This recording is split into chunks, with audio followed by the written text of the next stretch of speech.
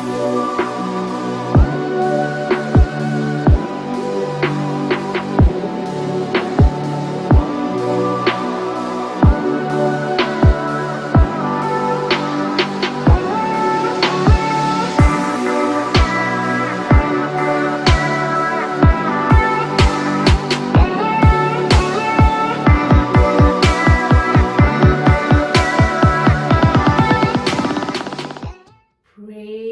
the Lord.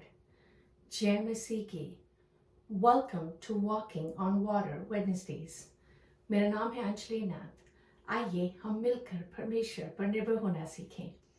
आज हम एक वर्स को देखेंगे जो हमें यशाया 43 उसकी 19 में मिलती है।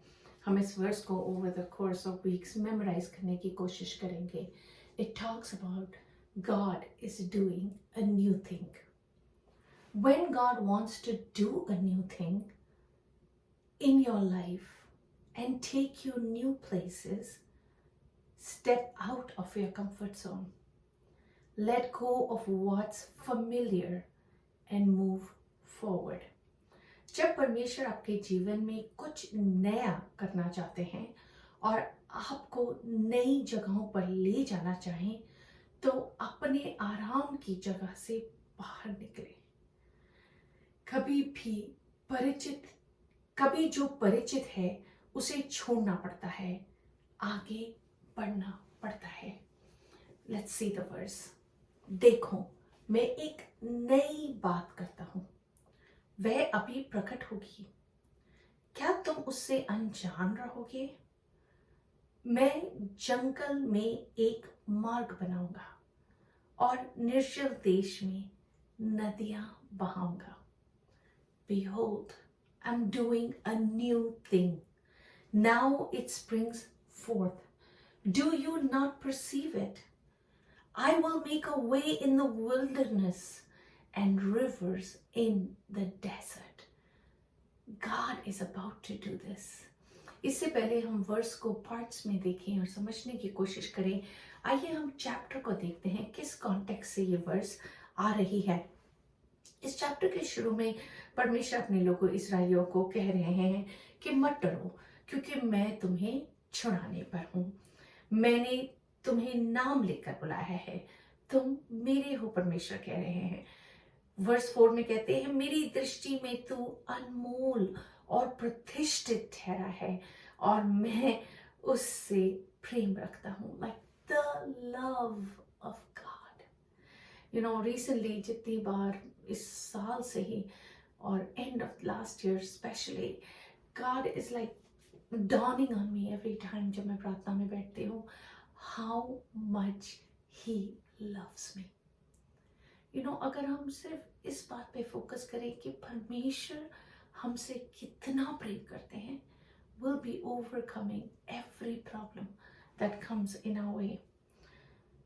वह शुरू करते हैं समझाते हुए कैसे वह हमारे और हमारे परिवार, हमारे बच्चों की रक्षा करते हैं और करते रहेंगे। कैसे हमारे असफलताओं के बावजूद कैसे वह हमें प्रेशियस कहते हैं, अनमोल कहते हैं। क्यों? जस्ट बिकॉज ही लव्स अस। जो हम परमेश्वर को प्रेम इन रिटर्न करते हैं is very very small, very very small. जिस हिसाब से परमेश्वर का प्रेम जितना गहरा और वास्ट है हमारे लिए, हमें परमेश्वर की प्रेजेंस के साइंस को, उन अलर्ट्स को जो परमेश्वर हमें दिखाते हैं दिन में, उसको समझना जरूरी है। वर्स भी कहती है, क्या तुम अनजान रहोगे? लेट्स नॉट बी अनजान from science God is showing us. कैसे वह हमें कायम रख रहे हैं, कैसे वह हमारी कॉन्स्टेंटली मुक्ति के लिए कार्य करते हैं। हर दिन हम परमेश्वर की उपस्थिति पर भरोसा रखें। Stay in the comforting arms of God. कोशिश करें run back to the father. वही हमें बताएंगे कि क्या करना है, क्या कहना है, कैसे आगे बढ़ना है। आइए आज हम इसी वर्स के विषय बातचीत करते हैं। यशाया 43 में आई 31 टाइम्स पढ़ा जाता है। 2 बार आई एम द लॉर्ड कहा गया है। लाइक वर्स 11 में परमेश्वर डिक्लेयर कर रहे हैं कि वो उनका काम है, it's God who is doing it, परमेश्वर है जो कर रहे हैं, मुझे को छोड़ कोई और उद्धार करता नहीं, हम तो सिर्फ परमेश्वर के साक्षी हैं, विटनेस है।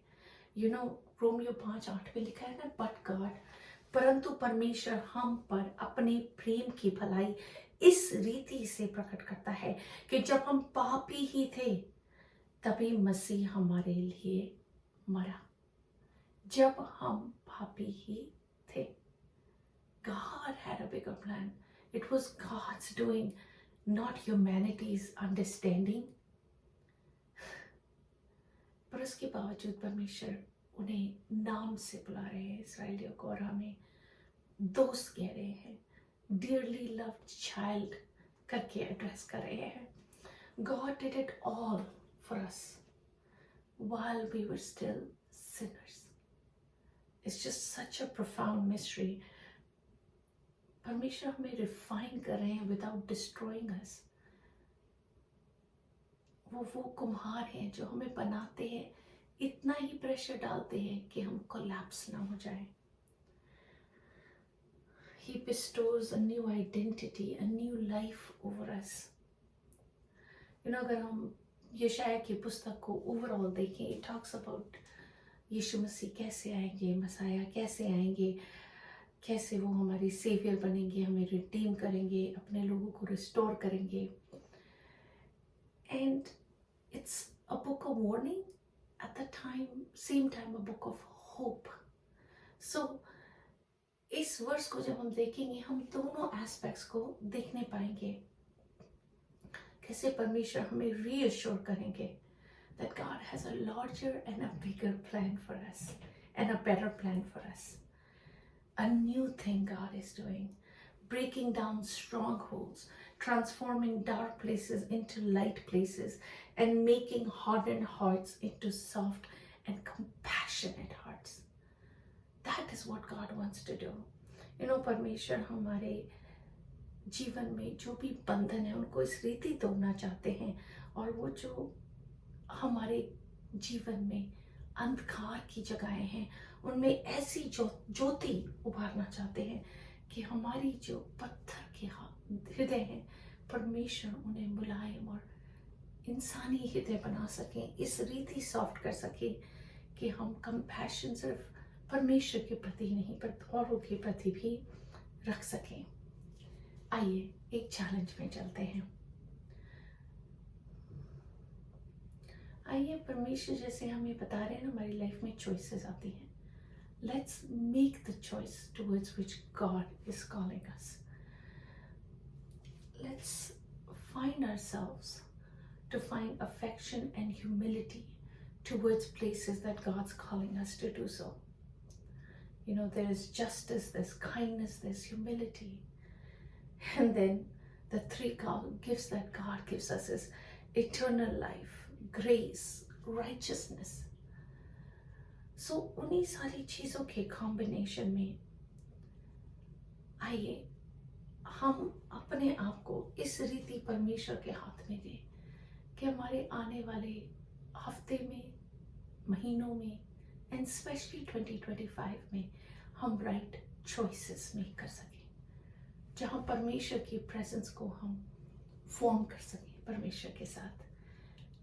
हम ऐसे परमेश्वर की प्रेजेंस के इनकाउंटर में तैयार रहें, समझ सकें जब परमेश्वर वो चीज़ें हमें रिवील कर रहे हैं।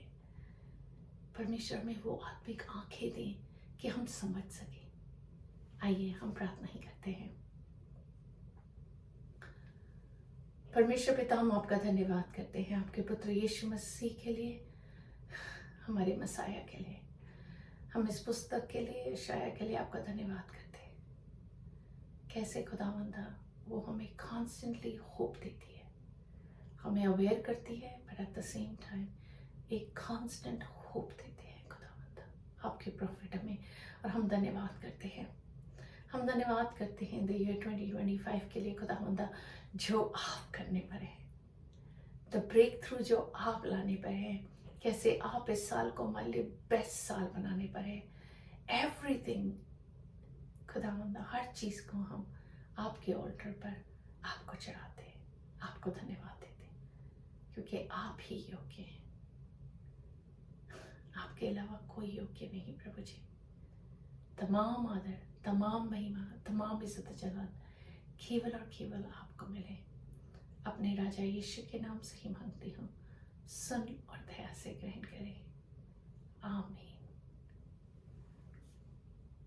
God bless you. Stay blessed. Stay safe.